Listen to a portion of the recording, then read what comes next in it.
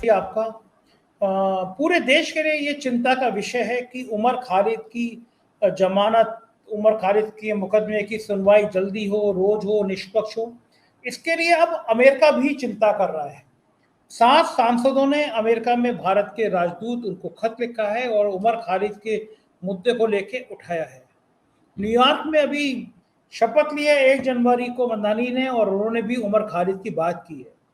यानी अमेरिका में उमर खालिद का मुद्दा बहुत तेजी से गर्म हो गया। हम लोगों ने कई बार इस विषय पे बात भी करी। लगभग 5 सालों से उमर खालिद बंद है जेल में, मुकदमे की सुनवाई शुरू नहीं हो पा रही है। और मेरे लिए बड़ा हैरानी भरा है कि राम रहीम जैसा बलात्कारी हत्यारा, जिसको बलात्कार में सजा हुई है, हत्या के आरोप में सजा हुई है, वो आदमी जब चाहता है तब जेल से निकल आता है, पैरोल पे निकल आता है, पिकनिक मनाने निकल आता है, जन्मदिन मनाने आता है। कुलदीप सेंगर का तो हाईकोर्ट ने रद्द ही कर दी थी सजा। अगर हंगामा नहीं होता तो शायद सुप्रीम कोर्ट इससे पुनर्विचार भी नहीं करता और बाद में हाईकोर्ट पे स्टे नहीं करता। लेकिन अगर राम रहीम जैसे हत्यारे बलात्कारी आराम से निकल के आ सकते हैं, तो उमर खालिद के मामले पर आपको याद होगा एक जज थी मैडम, वो सुनवाई ही नहीं होने देती थी। जब भी मामला आया तो वो अगली डेट, अगली डेट, अगली डेट। 5 साल से एक आदमी बंद है, इंतजार कर रहा है। सुप्रीम कोर्ट कहता है जेल अपवाद है और जमानत अधिकार है, लेकिन उमर खालिद के मामले में होता उल्टा है। और अब अमेरिका में भी अगर उमर खालिद की गूंज हो रही है, 7 सांसदों की चिट्ठी लिखना, अमेरिका के 7 सांसदों की चिट्ठी लिखना, लेकिन बीजेपी राहुल गांधी पर निशाना लगा रही है। बीजेपी कह रही है उनमें से एक सांसद वो है, जब 2024 में राहुल गांधी गए थे तो उनसे मिला था। राहुल गांधी जब विदेश में जाते हैं तो भारत के विरोध में खिचड़ी पकाते हैं। यानी अगर कोई सांसद मिल लिया राहुल गांधी से और उसने उमर खालिद की बात कर दी, क्या उमर खालिद की बात करना गुनाह है? मैं और आप उमर खालिद की जमानत की वकालत कर रहे हैं या ये कह रहे हैं कि जमानत में सुनवाई तो हो? 5 साल से एक आदमी बंद है, ट्रायल शुरू नहीं हो रहा है, तो क्या हम लोग भी आतंकवादी हैं? हम लोग भी भारत विरोधी हैं जो उमर खालिद की बात कर रहे हैं? उमर खालिद क्या भारतीय नहीं है? एक मुसलमान होने की सजा कब तक भुगतेगा उमर खालिद? आपकी क्या टिप्पणी है? देखिए, अगर दंगे भड़काने के आरोप में किसी व्यक्ति को यूएपीए में बंद किया जाता है, तो बात समझ में आती है।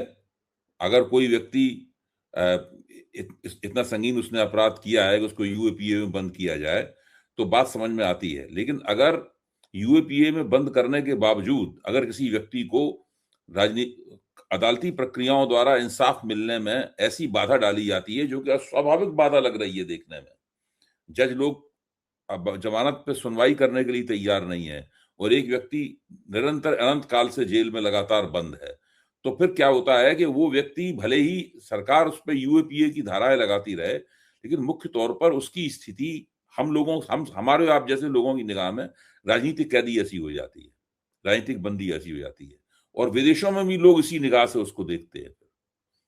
देखिए, उमर खालिद के ऊपर के साथ जिस तरह का सलूक किया जा रहा है, उसमें साफ बात है कि भारतीय जनता पार्टी का राजनीतिक और विचारधारात्मक दिलचस्पी है उमर खालिद को लगातार जेल में डाले रहने की। भारतीय जनता पार्टी उसको एक मिसाल बनाना चाहती है, वरना उमर खालिद की रिहाई के पक्ष में भारत में बहुत से लोग हैं। भारत के मानवाधिकार संगठन उमर खालिद की रिहाई का समर्थन करेंगे और दुनिया के तमाम मानवाधिकार संगठन भी उमर खालिद की रिहाई का समर्थन करेंगे, और उसकी रिहाई का समर्थन करना किसी भी कीमत पर कोई देश विरोधी गतिविधि नहीं है। अगर अमेरिका के 7 सांसद, और उन्होंने भले भाजपा कह रही है राहुल गांधी ने 1 से मुलाकात की, मैं समझता हूँ राहुल गांधी ने बाकायदा 7 से मुलाकात की हो। अगर राहुल गांधी खुद भी उमर खालिद की रिहाई की कभी मांग करें, उमर खालिद को इंसाफ दिलाने का दावा करें, तो भी वो देश विरोधी नहीं होते हैं। ये भाजपा का जो कहना होता है, ये भाजपा के जो अपने कट्टरपंथी हैं उन्हीं को खुश करने वाली बात है। आम जनता को इसके अंदर कोई रुचि नहीं है। मैं समझता हूं कि उमर खालिद काफी दिनों से जेल में है, उनके बारे में अखबारों में भी प्रकाशित होता रहता है और टीवी पे भी उनके बारे में कभी कभी चर्चा होती है। मेरा मानना है कि उनको जेल से रिहा करने के बारे में न केवल अदालतों को सोचना चाहिए, बल्कि सत्ताधारी दल को भी सोचना चाहिए। ये सब बहुत हो गया। ऐसा जब आप करते हैं तो एक व्यक्ति को मार्टरडम, शहादत की आभा प्राप्त हो जाती है। इस तरह करके भाजपा कोई अपना फायदा नहीं कर रही है। भाजपा को ये गलतफहमी है कि वो अपना इसमें फायदा कर रही है। भाजपा को ही इससे अंततः नुकसान होगा। बिल्कुल ठीक बात है। कपिल सिब्बल जी से मैं मिला था। कपिल सिब्बल जी उमर खालिद की जमानत की पैरवी कर रहे थे सुप्रीम कोर्ट में। उन्होंने मुझे बताया था कि जो उनका जूनियर वकील था उसने मुझे बताया कि लगातार कोर्ट से कहा जा रहा है कि वो सीडी दे दीजिए। रिकॉर्डिंग है सड़कों पे दिल्ली की जिसमें उमर खालिद दंगे भड़का रहा हो, उमर खालिद कह रहा हो, लेकिन उस दंगे की ऑन द स्पॉट सीडी नहीं मिल रही है। दिल्ली में भारतीय जनता पार्टी के नेताओं के नाम सामने आए थे दंगा भड़काने में, कपिल मिश्रा का नाम भी सामने आया था, वो मंत्री बिल्कुल बने हुए। बिल्कुल, वो उमर मंत्री बने खालिद हुए। के लिए जिक्र ही नहीं है। वो सीडी कोर्ट में हर बार तारीख कर दे रही है। उमर खालिद के मामले में कोर्ट भी थोड़ी सी, देखिए, मुझे तो लगता है कि मैं किसी जज का या किसी अदालत का नाम नहीं ले रहा हूं, लेकिन उमर खालिद को जिस तरीके से जेल में रखा जा रहा है, वो भारत में न्यायपालिका का एक स्कैंडल है। वो न्यायपालिका का एक स्कैंडल है। इस बात को समझने की जरूरत है। मैं मानता हूं कि ये करके भारतीय जनता पार्टी धीरे धीरे करके अंतर्राष्ट्रीय स्तर पर एक एक एक व्यक्ति के अधिकारों के हनन और इस व्यक्ति को जेल में बनाए रखने का बंदोबस्त करने की जिम्मेदार मानी जाएगी, और ये इससे बचेंगे नहीं। इसका इन्हें राजनीतिक नुकसान जरूर होगा। दूसरा उदाहरण मैं आपको देता हूं, आजम खान। आप राजनीतिक प्रतिशोध का जीता जागता उदाहरण आजम खान। मुकदमे कौन से हैं कि आजम खान ने हमारी बकरी चुरा ली, मुर्गी चुरा ली। अब बताइए, आजम खान जैसा कद्दावर नेता जिसका समाजवादी पार्टी में बनाने में योगदान हो, पढ़ा लिखा एक नेता जो दलितों मजदूरों की बात अलीगढ़ विश्वविद्यालय से उठाता रहा है, मतलब आजम खान की योग्यता का कोई सार ही नहीं है। जब हाउस में बोलते थे सब सुनते थे उनको। ऐसे आदमी पे मुर्गी चोरी, बकरी चोरी, वो भी मैंडेट है कि आजम खान पे जितनी कार्रवाई करेंगे इस तरह की हिंदू वोट बैंक मजबूत होगा, ऐसा भाजपा सोचती है। क्या वास्तव में आप किसी भी मैं मुसलमान नहीं के ऐसी, मानता हूं कि मैं हमेशा बल्कि आपके मंच पर भी कई बार कह चुका हूं, और भी जहां बोलने लिखने का मौका मिलता है मैं वहां भी ये बात कहता हूं। मैं हमेशा बार बार कहता हूं कि भारतीय जनता पार्टी अगर ये मानती है कि इस प्रकार की गतिविधियां करके उसको हिंदुओं के वोट ज्यादा मिल रहे हैं, तो उमर खालिद को इतने दिनों से बंद कर रखा है, आजम खान को जेल में बंद कर रखा है। आजम खान तो राजनीतिक कैरियर ही खत्म कर दिया उन्होंने। 2024 में भाजपा के वोट कम क्यों हो गए? भाई, भारतीय जनता पार्टी जहां चुनाव हारती है वहां क्यों नहीं जीत जाती इन वजहों से? 2024 में भारतीय जनता पार्टी की 68 सीटें कम क्यों हो गई? अगर भारतीय जनता पार्टी ने तिकड़म न की होती 78 सीटों की, तो इस वक्त विपक्ष में बैठी होती। तो ये इस तरह से वोट नहीं बढ़ते हैं। भारतीय जनता पार्टी को वोट बढ़ते हैं भारतीय जनता पार्टी चुनाव जीतती है मुख्य तौर पर विपक्ष द्वारा एकता करने में नाकामी कारण। अगर विपक्ष, देखिए आपको ध्यान होगा कि जब लोकसभा चुनाव से पहले इंडिया गठबंधन बन गया था, इंडिया गठबंधन के बनते ही भाजपा में भगदड़ मच गई थी। इन लोगों की समझ में नहीं आया था कि हम इसका कैसे मुकाबला करें।